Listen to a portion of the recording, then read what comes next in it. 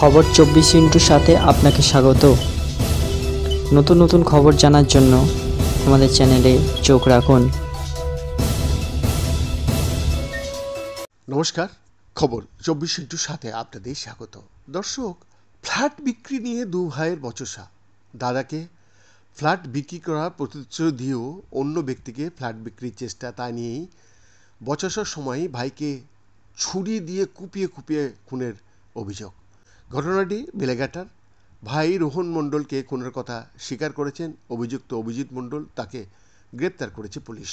বেলেঘাটার একটি আবাসনের 3তলা একটা ফ্ল্যাট রয়েছে রোহনের। জানা গিয়েছে সেই ফ্ল্যাটটি তিনি অভিজিৎ মণ্ডলকে বিক্রি করবেন বলে কথা দিয়েছিলেন, কিন্তু পরে এক দালালকে ফ্ল্যাটটি বিক্রি করা সিদ্ধান্ত নেন রোহন।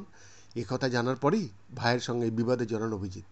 কেন তাকে কথা দিয়েও অন্যজনকে ফ্ল্যাট বিক্রি করার সিদ্ধান্ত নিলেন, সেই প্রশ্ন তো। দুজনের মধ্যে বচসা শুরু হয়।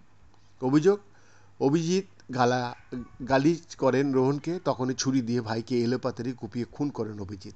ভাইকে খুনের পর রক্তমাখা ছুরিটি কিছু দূরে একটা ম্যানরে ফেলে দেন অভিজিৎ। ঘটনার জেরে এলাকায় এদিন উত্তেজনা ছড়ায়।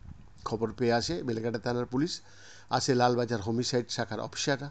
অভিজিৎকে আটক করে জিজ্ঞাসাবাদ করা হয়। জিজ্ঞাসাবাদে তিনি খুনের কথা স্বীকার করেছেন বলে জানা গিয়েছে। তারপরে তাকে গ্রেপ্তার করা হয়েছে। আগামীকাল মানে আজ অভিজিৎকে শিয়ালদা আদালতে তোলা হবে। এদিকে খুনে ব্যবহৃত ছুরিটি ম্যানহোল থেকে উদ্ধার করেছে পুলিশ।